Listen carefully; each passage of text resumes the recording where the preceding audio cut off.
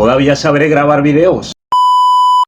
Fueron 2 mesesotes sin hacer videos, y cierto es que hay mucho que chismearles. El motivo de la ausencia es que les estaba terminando de preparar la segunda novela del señor R. Alguno de mis próximos videos será para hablar de ella y de nada más. Pero primero lo primero, antes que nada, todos aquí somos lectores, y aunque deje de hacer videos, no deje de leer.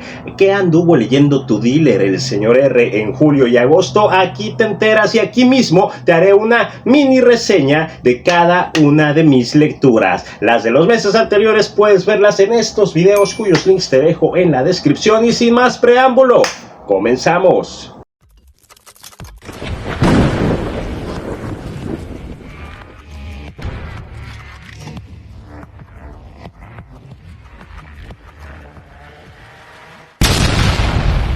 Bienvenido a tu dosis de literatura y sarcasmo con el señor R. Fueron 10 libros leídos, 4 en julio y 6 en agosto, dejándome un total de 38 en lo que va del año de 63 que me propuse. Va a estar canijo alcanzar ese número en los meses que quedan, pero ya sabemos que el número nos vale madre. Lo importante es leer. Vámonos con la primera de estas 10 lecturas, que es una verdadera joya: Las uvas de la ira, de John Steinbeck. Es una estampida de emociones que te pasa por encima. Con estilos como el de Steinbeck, sentarse a leer Las uvas de la ira es un modo distinto de sentarse al lado de los dolientes. Esta es una narración cruda, escrita con un lenguaje punzante y afilado, cuyo autor no se tentó el corazón y nos entregó aquí uno de los finales más devastadores, oscuros y tristes que yo haya leído. Cuenta la historia de la familia Yohet, que en medio de la catástrofe económica y social que se vivió durante la Gran Depresión en 1927, perdieron su finca en Oklahoma y no había modo de pagarle al banco, ese monstruo creado por los hombres y que ni los hombres pueden controlar. Tuvieron que marcharse. Tentados por la promesa de un trabajo impresa en un vil folleto de papel, tuvieron que marcharse montando sus pertenencias más indispensables en un camión, y en un éxodo casi bíblico emprenden camino sobre la mítica Ruta 66 de los Estados Unidos para llegar a California, a la tierra prometida de los desempleados. Durante su viaje escucharán historias terribles que les advertirán sobre la cruel mentira de un futuro mejor, pero los Yohet ya no tienen nada, ya no hay vuelta atrás para ellos, y habiéndolo perdido todo, su única riqueza es la esperanza. Qué bonito se escucha, ya sé, pero no lo es. De bonito no tienen nada. Haciendo alusión al soñador iluso que cuando llegó al día de sus sueños lo encontró todo distinto a como lo había soñado, lo que los Yohet encontraron en su viaje fue codicia, pobreza, explotación laboral, ignorancia, hambre y muerte. Desgranándose a pedazos, miembro a miembro de esta familia van cayendo en el viaje y comienzan a fermentar un vino de rabia que los envenena y al mismo tiempo los mantiene en pie. Falta de alimentos, nuestros protagonistas se nutren de una ira creciente que casi puede leerse en los ojos de los personajes hambrientos, y en una desgracia tal que ni el llanto puede simbolizar. En las almas de nuestros personajes, las uvas de la ira se irán llenando y adquiriendo peso a medida que avances en la lectura, hasta que inexorablemente estén listas para la cosecha, en ese final tan lúgubre y depresivo que sigue doliendo y sigue poniendo la piel de gallina con solo recordarlo. A sangre fría, de Truman Capote, me asombró por completo, principalmente por la extraordinaria ejecución del autor para afrontar la obra, que más que una novela de no ficción, es un tremendo y ambicioso proyecto en el que se combinan de un modo sublime la investigación periodística con la buena narrativa. Incluye detalles, diálogos, perspectivas, giros y pasados de personajes, sin faltar en ningún momento a la realidad de los hechos. Lo más vuelacabezas es que todo es desde la perspectiva de un narrador omnisciente, lo que prueba que Capote indagó a profundidad en las perspectivas de los involucrados, todo sin perder la objetividad en la narración, sin incluir un solo juicio personal, y logrando, además de una obra maestra, un trabajo totalmente imparcial con la sustancia y estilo de los buenos thrillers inventados. Con la excepción de que esto no se lo inventó Capote, estos son hechos que ocurrieron en la vida real, en uno de los crímenes más horrorosos y desgarradores mejores de la historia de Estados Unidos. Paciencia de escultor, sensibilidad de genio y dominio de la investigación de maestro eran algunas de las cosas que se necesitaban para lograr semejante proyecto. Una monstruosidad artística que más que bien ganado tiene su lugar como clásico y como precursora del género. ¿Cómo va a lograr Capote hacer honor a la verdad e incluir diálogos, actitudes y hasta pensamientos de los asesinos y de las víctimas si él no supo de la existencia de todo esto hasta después de ocurrido el crimen? Lo logró con un extraordinario trabajo de investigación en el que se trasladó al lugar de los hechos para entrevistarse con los involucrados. Incluso se hizo amigo de los asesinos, intimando con ellos hasta un nivel afectivo que, como ya se dijo, no se deja ver aquí en la novela. Es 100% subjetiva. Todo esto lo sabemos porque la historia que hay detrás sobre cómo se escribió a sangre fría es casi tan absorbente como la novela misma. Truman Capote logró pues entrar a la mente de los asesinos, víctimas y ciudadanos o pueblerinos, así como un novelista de ficción se pone en la piel de sus personajes. Y el trabajo de Capote no se limita al crimen ocurrido, sino que él indagó en los pasados y relaciones de cada uno para presentarnos en su novela arcos de personajes que explican las conductas y los detonantes que dan pie a los hechos que lo llevaron ahí cuando leyó la noticia en el periódico. El resultado con esta novela queda más que claro que la ficción imita la vida, pero con narradores como Truman Capote la realidad termina siendo mucho más estremecedora, profunda y cruda que cualquier novela imaginada. Mandíbula, de Mónica Ojeda. En lo más profundo de la oscuridad literaria se esconde Mandíbula, una retorcida obra maestra del horror blanco. Desde sus primeras páginas, donde vemos a una alumna que ha sido secuestrada por su maestra, la novela te atrapa y no te suelta. No suelta tu atención al ir desvelando los pasos y las perversiones de los personajes. Es un infalible y agudo arpón en la curiosidad de cualquier lector. Sus páginas despliegan un entramado siniestro de emociones que se retuercen como serpientes venenosas en el abismo de la mente, asqueándote y perturbándote por las acciones de este o aquel personaje sin poder, aunque quieras parar de leer. La autora teje una red de personajes oscuros que se arrastran con sigilo por la trama, acechándote con sus secretos y perversiones. El lenguaje de Ojeda, crudo y punzante, corta como un bisturí, escarba en lo más hondo de tus pesadillas y extrae las verdades más espeluznantes del ser humano. Y hablar del ritmo que tiene, en cada capítulo el suspenso se eleva como un tétrico crescendo musical. Deseas conocer más y al mismo tiempo temes por lo que podría revelarse, los oscuros deseos, las pasiones desatadas, lo sensual, lo psicológico, los fantasmas del pasado y los demonios internos se entrelazan en una danza macabra, llevándote en un decadente viaje por los recovecos más sombríos de la mente humana. Mandíbula es una experiencia literaria que te engullirá sin piedad, un desafío para los sentidos, un abismo de intrigas y misterios donde cada palabra es una hoja afilada y cada página es un paso hacia lo desconocido. Esta novela espera paciente, agazapada en las sombras, ansiosa por devorar tu mente curiosa. Un macabro viaje literario con miles de cautivadoras pesadillas. ¿Te atreves a leerla?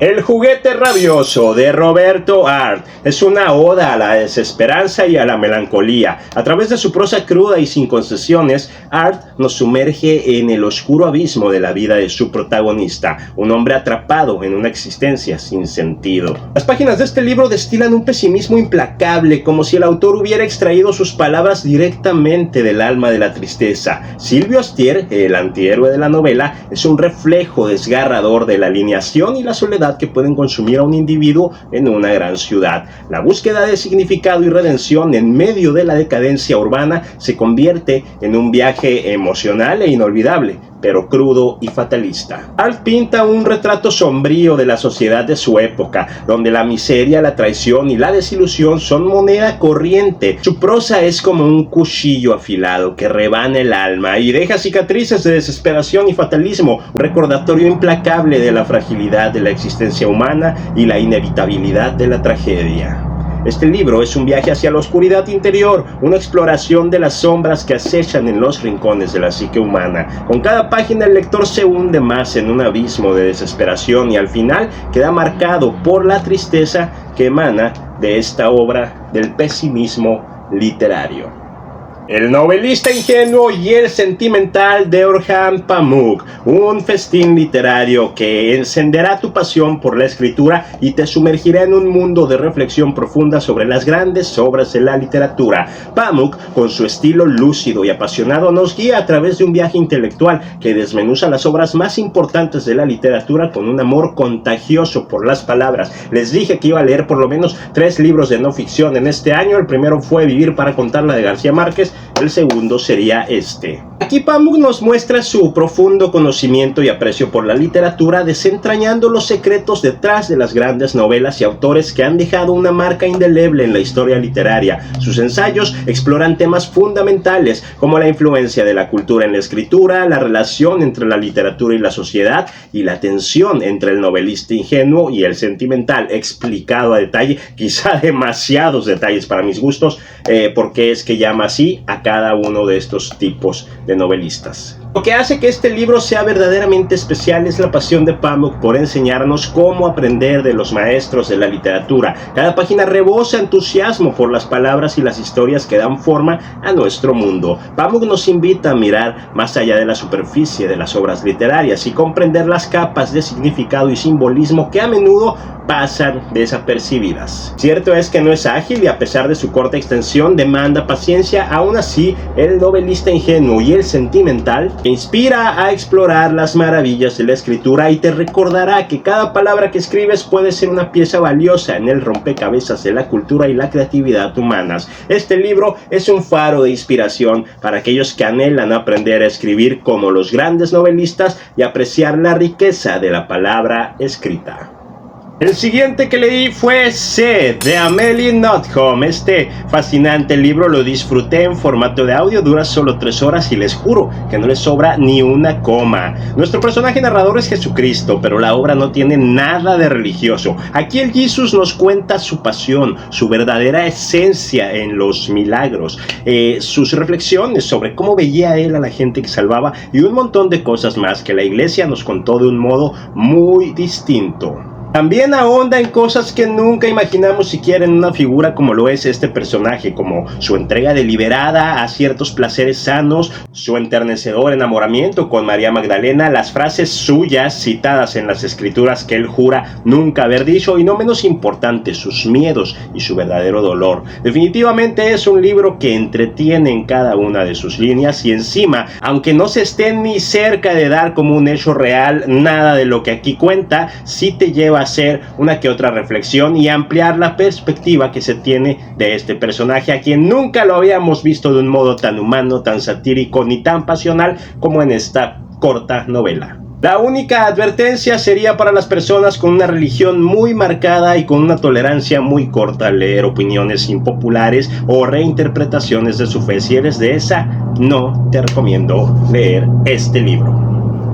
Todo es eventual, de Stephen King. Disclaimer, no puedo ser objetivo con este libro. En estas páginas habita lo primero que leí de King en la vida. Almuerzo en el restaurante Gotham. No me voló la cabeza cuando lo leí, pero sí me dejó muchas ganas de seguir leyendo a ese tal Stephen King, cosa que hice y me cambió la vida para bien. Habiendo aclarado esto, les dejo mi opinión, que pues son estas 14 historias te llevan por un laberinto oscuro y retorcido que te sumerge en un mundo donde lo sobrenatural se mezcla con lo cotidiano, que te mantiene en constante tensión. Leerlas es como caminar por el filo de una navaja. Cada relato es una gota de sudor frío que se desliza por tu frente. Una advertencia de que algo siniestro se oculta a la siguiente vuelta de página. Cada trama es como un cuchillo que corta la realidad y revela lo inimaginable al más puro estilo de King.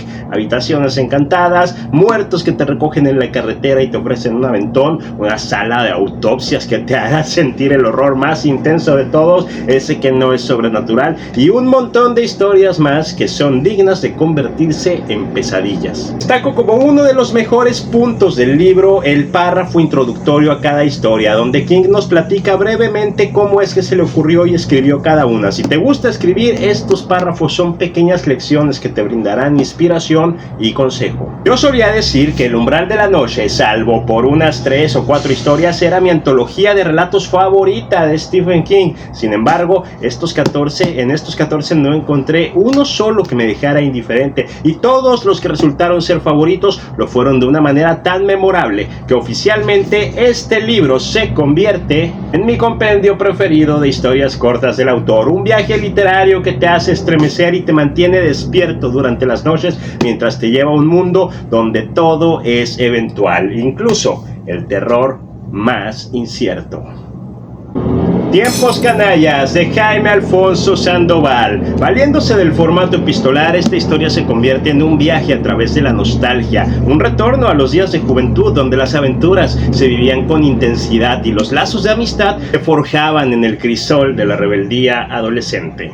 Despertando las emociones enterradas bajo el polvo del tiempo, nuestro narrador nos llevará a cada habitación del Begur, un mausoleo ominoso y lúgubre de aparente elegancia y quietud, donde descubriremos que tenemos en las manos una historia tan entrañable y enternecedora como terrorífica y adictiva. El Begur alberga hórridas memorias de huéspedes pasados, fantasmas incluidos, así como un sangriento origen en su construcción. Maravillosamente logrado el hecho de otorgarle a un edificio el protagonismo de un personaje más. Cuando leí El Resplandor de Stephen Puppy King, juré que nadie podría igualar lo que King hizo con el Hotel Overlook. Bueno, pues el Begur que encontramos en las páginas de Tiempos Canallas no le debe nada al Overlook, al The Shining. Aquí Sandoval muestra que las novelas de terror pueden ser hermosas y tejerse con hilos de nostalgia, que pueden ser contadas por personajes que son puro corazón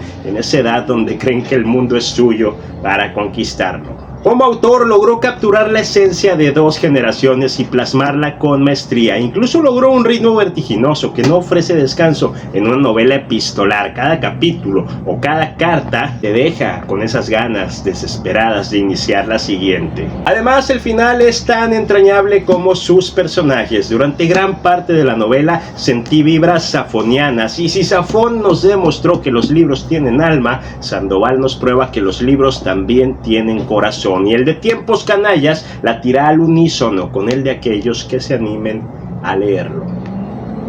Lock and Key, volumen 4, Las llaves del reino. Una, obviamente, novela gráfica. Creo que nos está viendo, pues espero que ahí se esté viendo y espero que no esté spoileando mucho. Es una historia ágil que te sumerge en un mundo vibrante y peligroso, lleno de secretos oscuros y giros inesperados. En esta entrega de la serie, los Luke están más cerca que nunca de enfrentarse al villano Zack, y la tensión que se siente en cada página es creciente. Lo que hace que esta novela gráfica sea excepcional es su capacidad para crear una aura de misterio y violencia que te atrapa desde el principio, como todas las de la serie.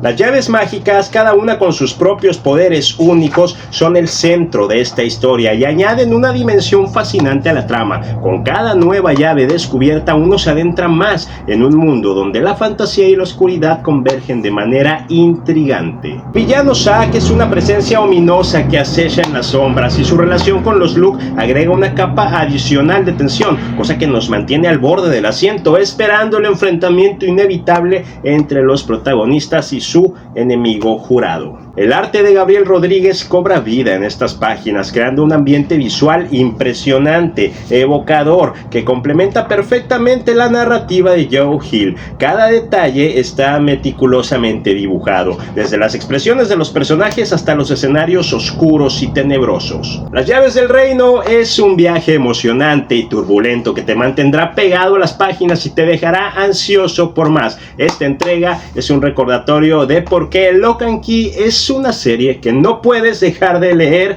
aun si, como yo, piensas que la novela gráfica no es para ti. Esta es la excepción a la regla. El cuento de la criada, de Margaret Atwood, un oscuro y desgarrador relato que despierta en el lector una profunda melancolía. En las páginas de esta obra, Atwood teje una telaraña de desesperación que se aferra al alma, como las manos de las criadas a su último atisbo de humanidad. Es un mundo distópico donde la opresión y la brutalidad son la norma. Las criadas son las protagonistas silenciosas de su propia tragedia. Atwood pinta un retrato vívido de un futuro sombrío, silencio, donde las mujeres son reducidas a meros objetos, sus voces sofocadas y sus identidades robadas. La narradora, Offred, se convierte en un eco solitario de la resistencia en medio del silencio abrumador. Aquí la prosa de Atwood, su estilo es como una elegía en honor a la dignidad robada de las criadas, una reflexión poética sobre la crueldad de un sistema que las ha condenado a un destino desgarrador. Cada palabra, cada frase resuena como un suspiro atrapado en la garganta de quienes luchan por sobrevivir en un mundo que ya las ha desterrado. A medida que te envuelves en este relato sombrío, te enfrentas a la implacable fatalidad que envuelve a las criadas. Esta novela es un recordatorio desgarrador de las terribles consecuencias de la indiferencia y la opresión. Al cerrar el libro, uno no puede evitar sentir un peso en el corazón y una profunda tristeza por las vidas que se ven atrapadas en este ciclo interminable de sufrimiento. Esta novela es un llamado a la reflexión sobre las atrocidades que pueden ocurrir cuando se niega la libertad y la humanidad a aquellos que son considerados desechables para la sociedad.